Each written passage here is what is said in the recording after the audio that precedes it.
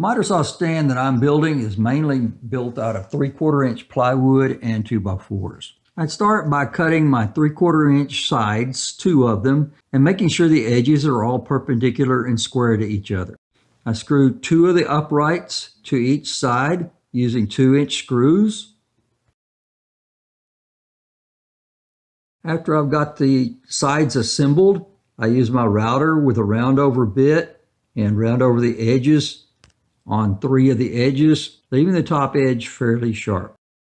Now that I have both sides assembled and ready to go, I'm going to attach the back to each side using 2-inch screws. While I'm attaching it, I'm trying to make sure that everything is perpendicular and parallel to each other. If you like what you see and you're learning something, I would appreciate it if you'd take a second to subscribe. That way you get the latest videos that I've made. Now that I've got the sides and the back attached, it's time to attach the crossboards so that these will support the shelves. I have 2 crossboards for each shelf. So I have a lower shelf, a middle shelf, and the top shelf. So I have 2 boards for each shelf, and that gives me 6 crossboards. After you've got the crossboards all assembled, then it's time to install the upright supports. You're going to need 2 of these for each shelf as well. I would install these upright supports as I install the shelves, because if you put all the upright supports in, you're not going to be able to put the shelves in a minute.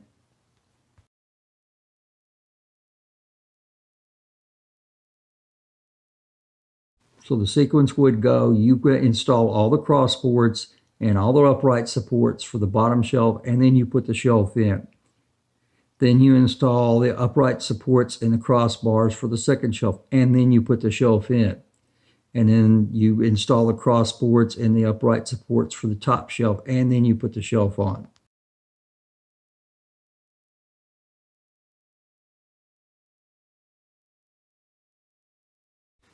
After I have the shelves installed, it'll be time to install these casters. I pre-drill these casters in advance for a number 10 by 3.5 inch wood screw.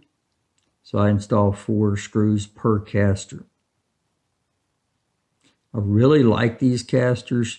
They lock. The locking mechanism not only keeps the caster wheel from spinning, it also keeps the caster wheel from rotating around as well.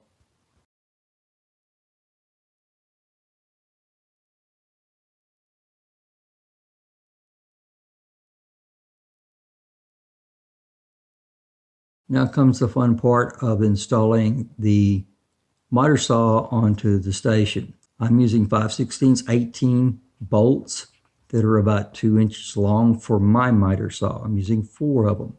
I'm also using flat washers and lock nuts underneath the shelf to hold the miter saw onto the shelf.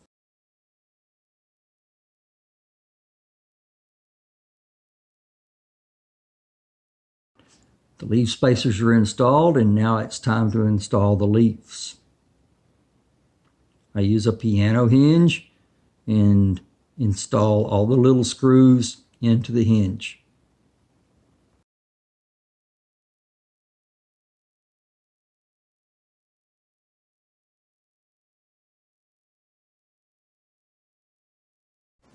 After I've got it all ready to go, I route it.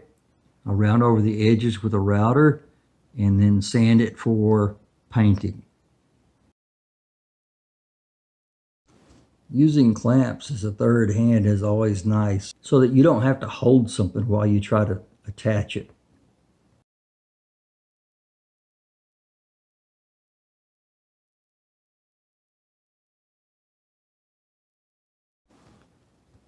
The only way I know to do this is to climb underneath it. I guess you could turn the whole box upside down and do it that way, but I didn't. And so I had to climb underneath to put the little screws in for the piano hinge. And now you can see both leaves are installed. But we still need our folding leaf supports. Our folding leaf support also needs a piano hinge on it as well. And I use a normal hacksaw and vise to cut the piano hinges to length.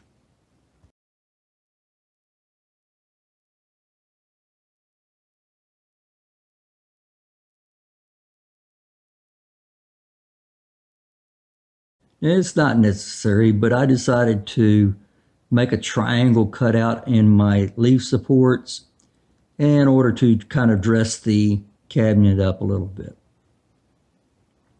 So I measured lines 3 inches from the edge, and I used a 3-inch hole saw to cut out the hole at each intersection of those lines.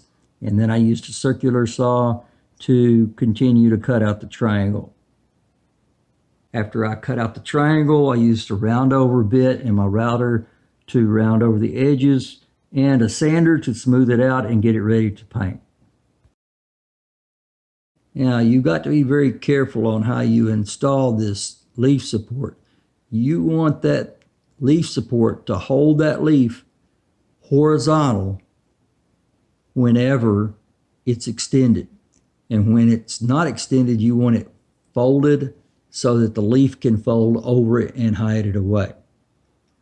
It may take you a couple of tries to get everything lined up exactly right.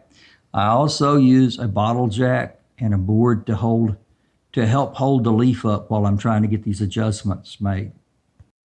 Now you can see how the leaf support folds in and the leaf folds in over it. Now you can see the finished product. I decided to spruce it up a little bit with some paint. Well, I hope you learned something. Please subscribe. There's more to come.